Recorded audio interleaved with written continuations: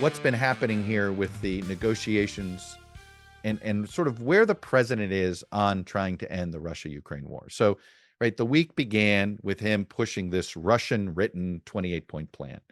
And as you can see how Marco Rubio operates, and those that are more Russia skeptics inside a Trump world and more supportive of Ukraine, they found a way without alienating the president to essentially get the president on the Ukrainian side of things. So now it's a 19-point plan written mostly by Ukrainians and the sort of the anti-Putin hawks inside the administration. So we now have a deal that Trump and Steve Witkoff and Putin have agreed on. And now we have a deal that Marco Rubio and Zelensky and say General Kellogg have all agreed on, okay, in one area. The question is whether these two agreements have any overlap at all, right? And I think that's unclear.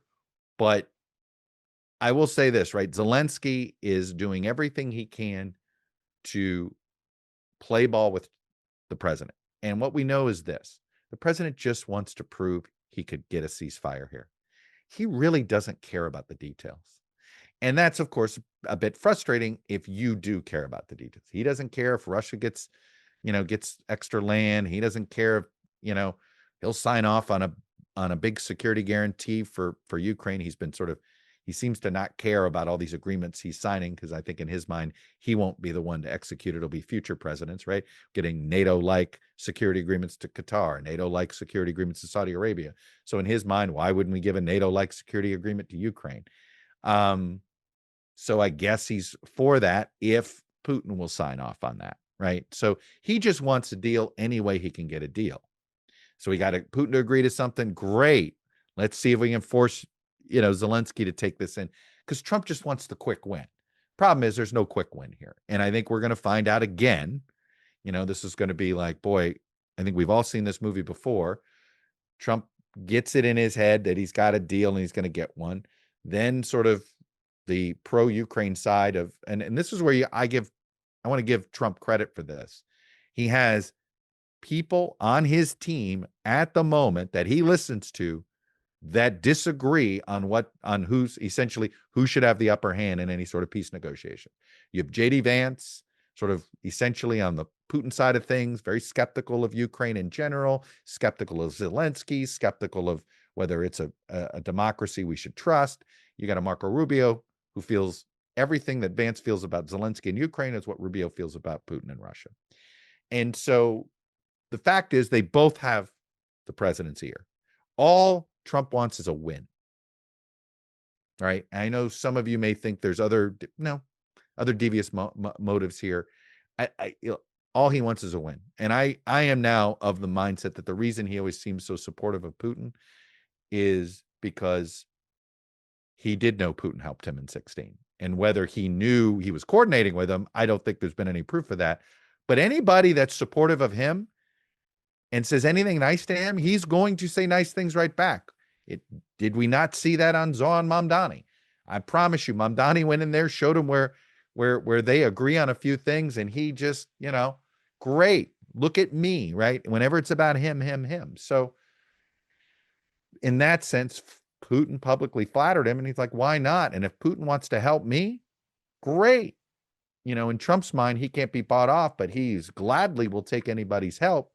And the truth is, it's loyalty with him's always been a one-way street.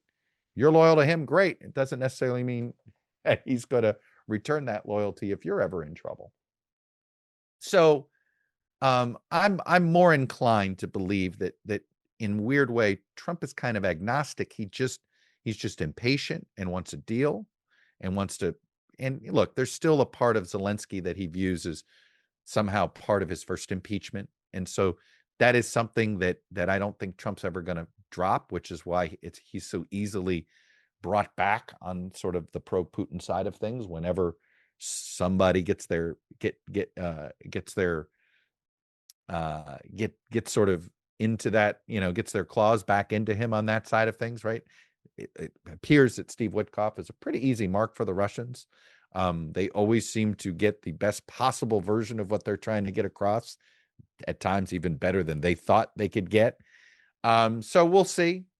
But I'm skeptical that this deal is that this one that the U.S. is now shopping to the Russians, that has a lot more um, security guarantees for Ukraine, that probably doesn't eliminate the possibility that Ukraine can join NATO.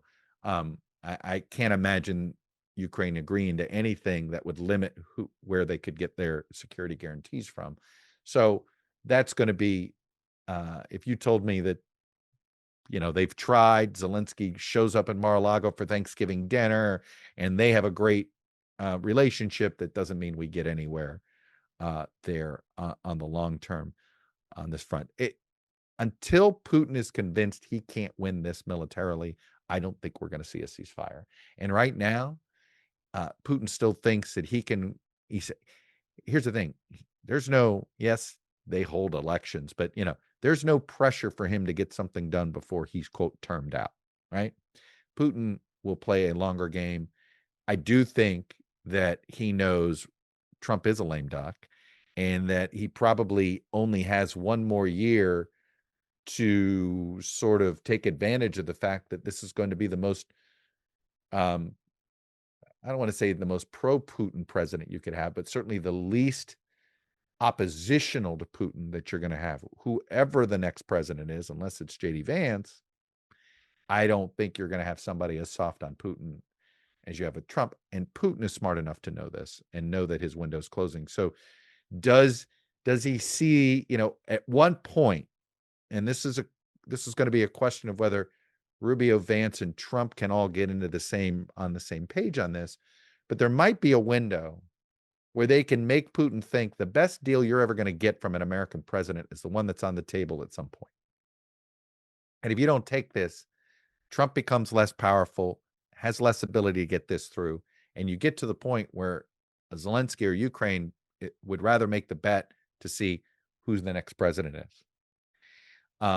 And then there's one other aspect to this deal. It's possible that Trump has so retreated from we do provide valuable intelligence still to the Ukrainians, but we're not providing that many weapons anymore. There's sort of an indirect way that we're providing weapons to Ukraine. Sell it to NATO. NATO then sells it to Ukraine, right? And some sort of, or the EU gives it or sells it to Ukraine. But frankly, it's Europe that is providing a lion's share of the military support for Ukraine.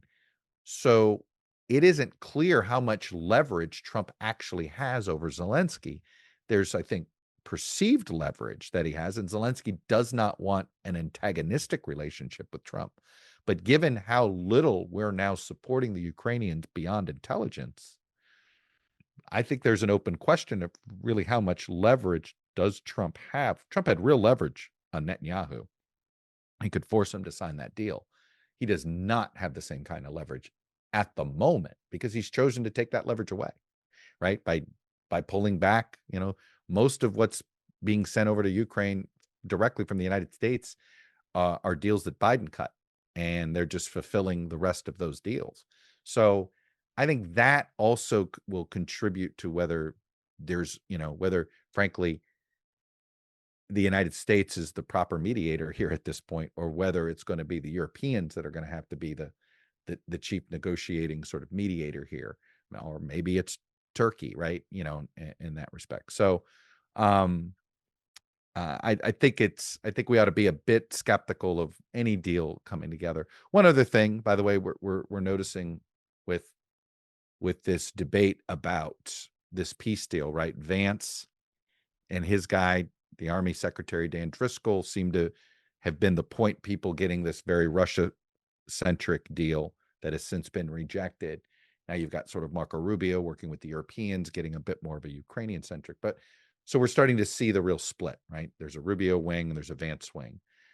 Perhaps Vance and Rubio are a partnership that continues forward in 2028. Who knows? There's a reason results matter more than promises. Just like there's a reason Morgan & Morgan has become America's largest injury law firm. For the last 35 years, they've recovered $25 billion for more than 500,000 clients. It includes cases where insurance companies offered next to nothing, sort of shortchanging, seeing if they could get away with it. And Morgan & Morgan fought back, and they won millions. In Pennsylvania, one client was awarded $26 million. It was a staggering 40 times the amount that the insurance company originally offered.